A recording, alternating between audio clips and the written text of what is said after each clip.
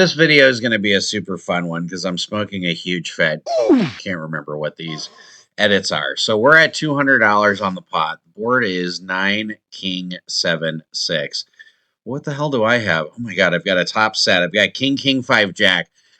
I bet $200 or 180 on the board. Nope, I called $200. Somebody else bet 200. I called because I'm like, I don't really believe this guy. And the river comes in complete blank. I'm like, hiya! This easy on me, card gods. And I'm just going to the take, and I'm like, all right, well, there's 600 in the pot, and he only bet 300. Now, a lot of times in Parliament, Omaha, if people are bluffing, they don't bet full pot. Because if he had the nuts, he wouldn't go how much is in the pot. He would have said pot. So that ultimately leads me to the decision to call. So I take the 3 black chips, I throw it at him, and he announces my favorite words. You're good. I show him a set of kings, and we scoop, bitches. So one of the important things that you have to understand is yours truly does bet thy dry ace. I also bet thy blockers.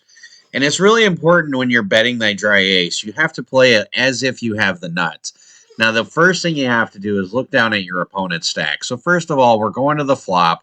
My opponent bets full pot on an $85 pot.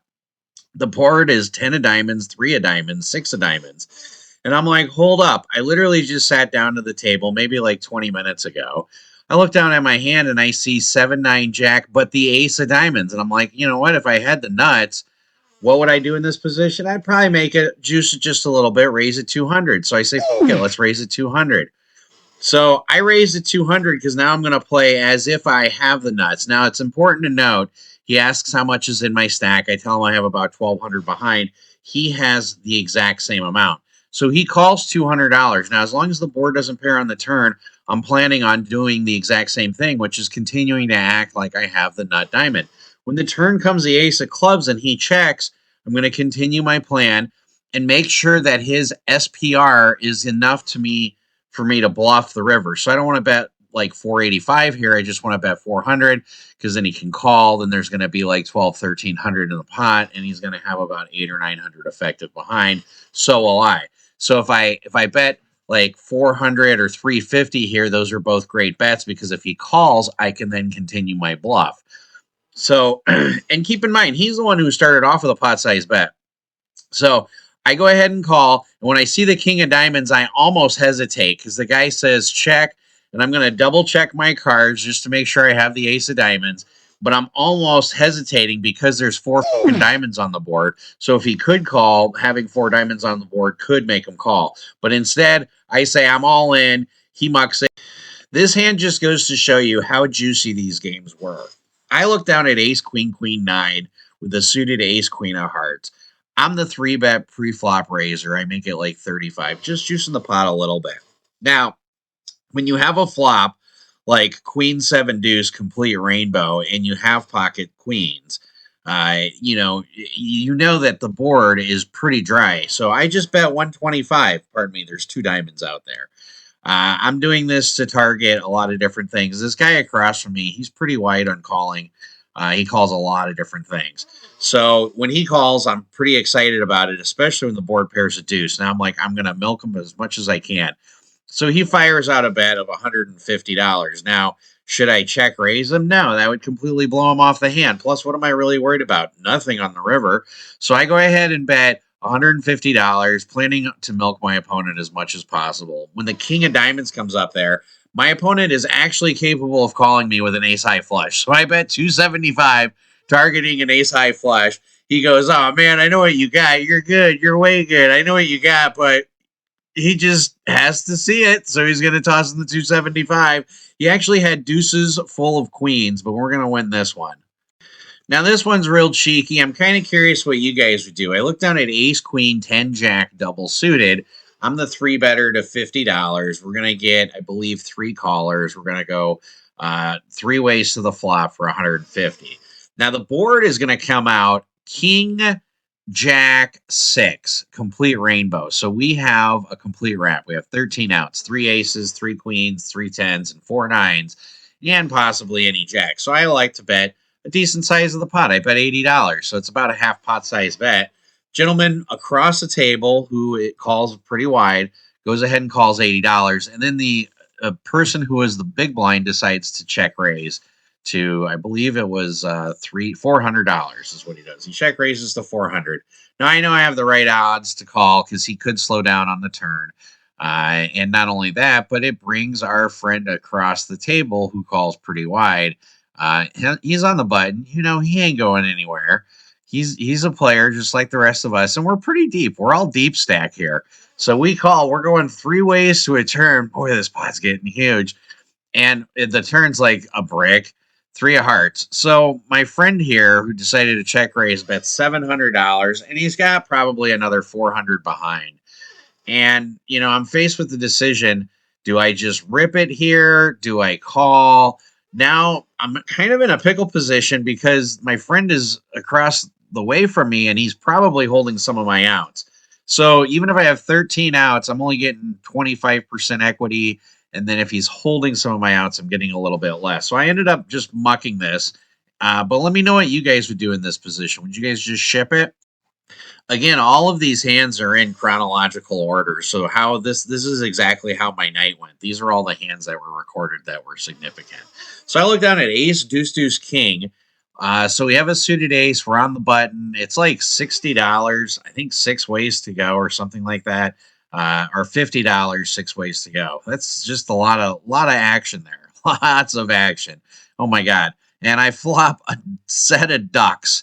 So it's going to check around all the way to me, 6-way action. And, normally you don't think bottom set's good here, but when it checks around 6 ways, I got to think I'm pretty good here. So I'm going to do a value bet. I end up betting 175. Gentleman to my left rips out all of his red chips, 125 stack at a time. And he's only got like $70 behind. Why he doesn't rip it here, not really sure, but whatever. He likes to call. I can respect that. Everybody else is going to fold.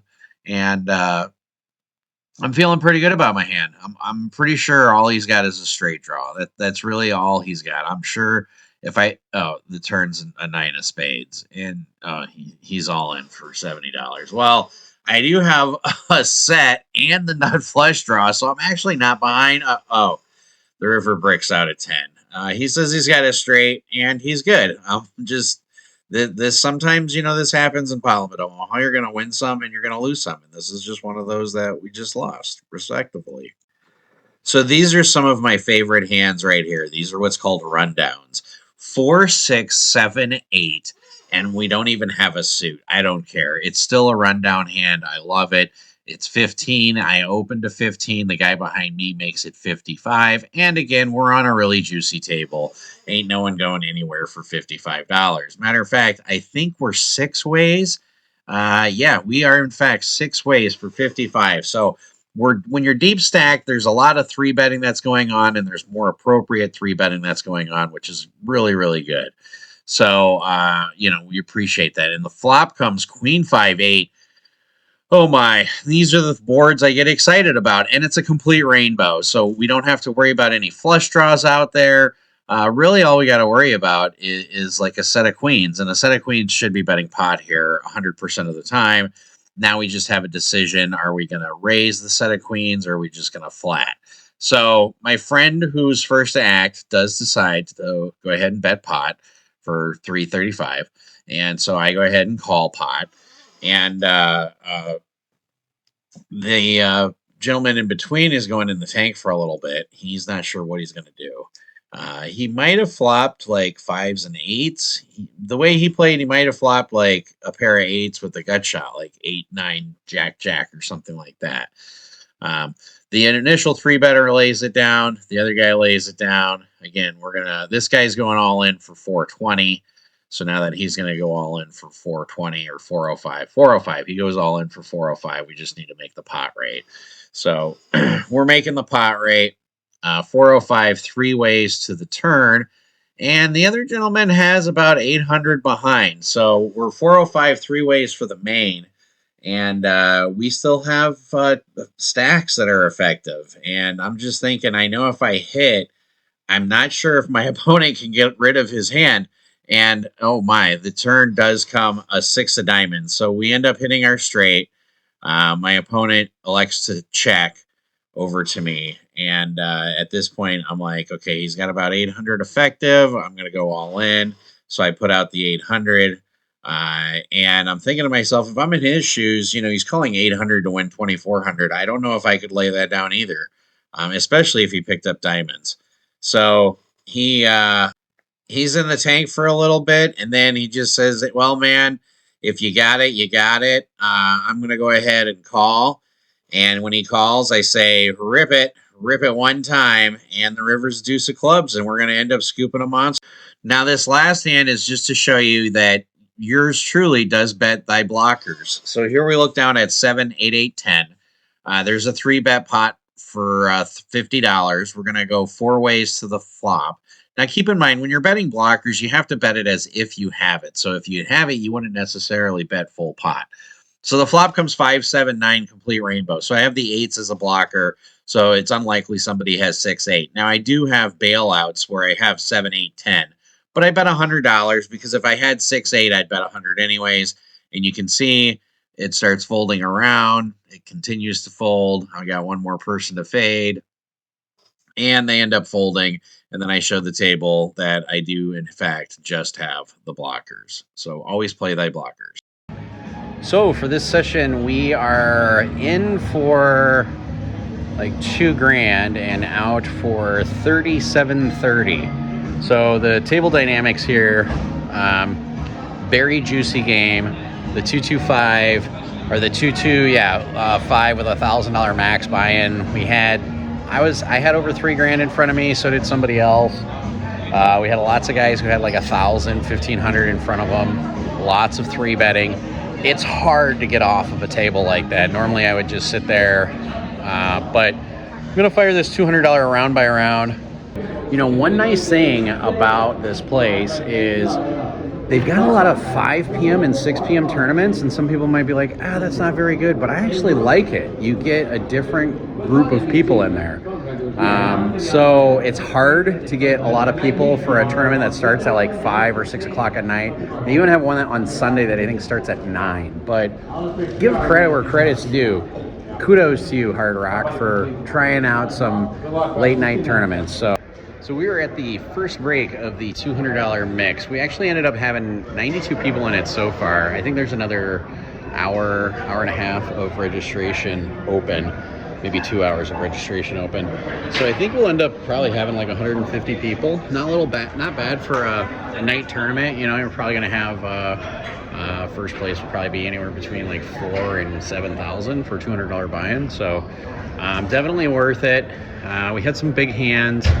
Right now we're sitting at 180,000. So we'll see if we can continue spinning it up.